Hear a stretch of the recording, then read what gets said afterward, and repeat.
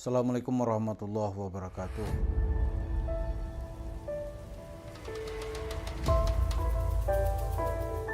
Para pemirsa, untuk melihat seberapa besar bahayanya Yusuf Mansur ini kalau tidak kita antisipasi, ada baiknya kita kutip pendapat dari seorang filsuf Yunani yang bernama Thucydides. Katanya begini, "The strong will do what they can. The weak will suffer what they must." Jadi kira-kira maksudnya yang kuat akan berbuat apa saja yang dia sanggup lakukan. Yang lemah itu harus menerima penderitaan karena kelemahannya. Dia harus menderita. Jadi nggak ada cerita gitu. Kondisi ini kalau kita lihat sekarang itu terjadi di tengah masyarakat kita. Kelompok-kelompok kuat, kehidupannya makin makmur, makin mapan, dan dia ingin terus-menerus menguasai nasib orang-orang miskin, orang-orang lemah. Gitu. Orang-orang lemah ini harus dilanggengkan untuk terus-menerus menjadi sapi perahan. Nah, Yusuf Mansur di sini perannya di mana gitu? Peran Yusuf Mansur itu adalah menikmati situasi masyarakat Islam yang lemah ini untuk meraup keuntungan demi kepentingannya sendiri. Untuk mendapatkan itu, dia menjual dusta. Apakah itu dustanya itu kepada Rasulullah? Dusta menerjemahkan ayat sesuka hati, bahkan dusta Yusuf Mansur yang terbesar itu adalah membawa-bawa katanya berjumpa dengan Nabi Muhammad dan berbicara dengan Tuhan. Bagi masyarakat bawah yang dia provokasi itu percaya. Percaya dia bahwa ini hamba Allah akan mengajak dia menjadi orang kaya. Dia dengan bersedekah kepadanya, orang akan kaya gitu. Orang percaya. Karena bagi masyarakat kita, masyarakat bawah, kenapa ini kita ulang-ulang gitu. Karena sampai sekarang yang menjadi garapan Yusuf Mansur itu secara pendidikan, itu orang-orang yang pendidikannya secara rata-rata itu masih kelas 2 SMP.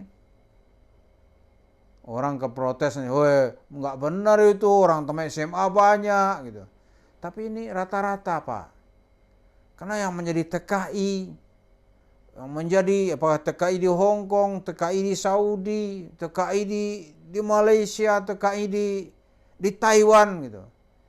Itu paling tinggi gitu ya. Pendidikan itu SMA. Paling tinggi.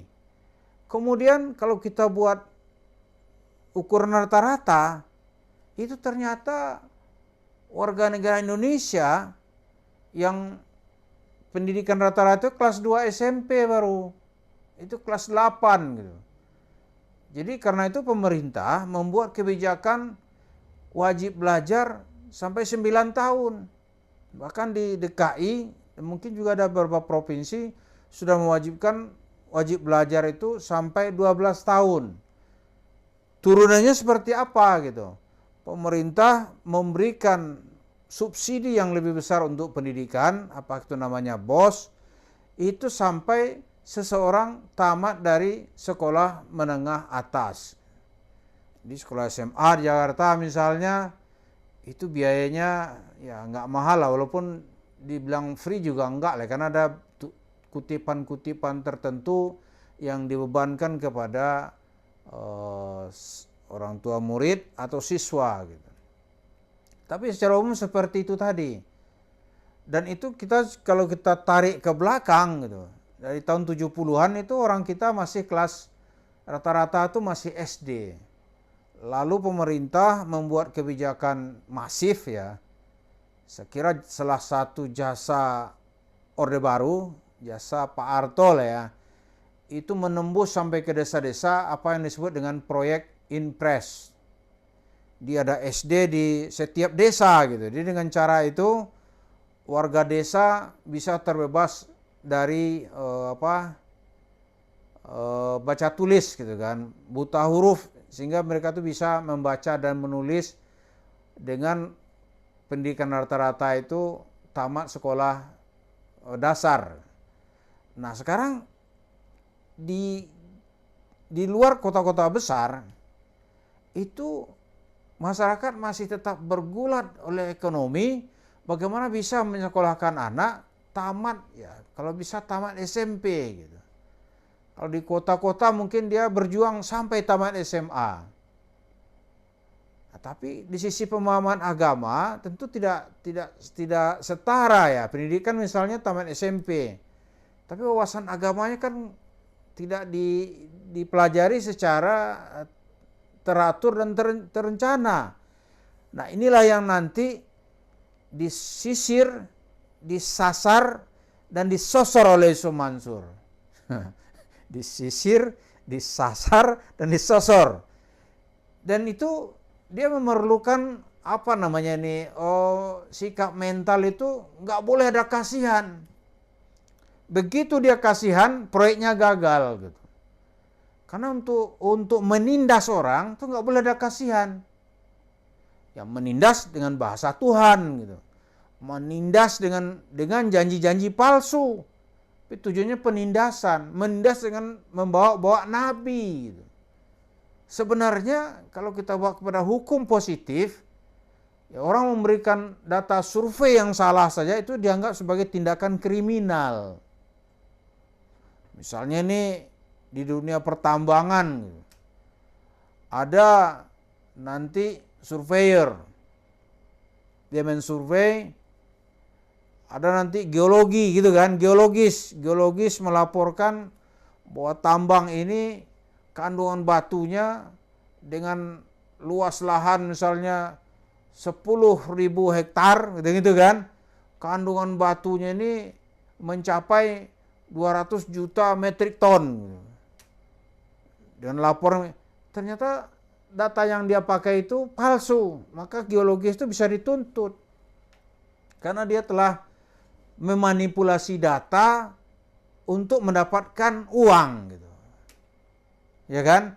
Kalau data di geologis itu diajukan ke bank, lantas bank memberikan pinjaman ternyata datanya bohong, maka yang rugi adalah negara gitu.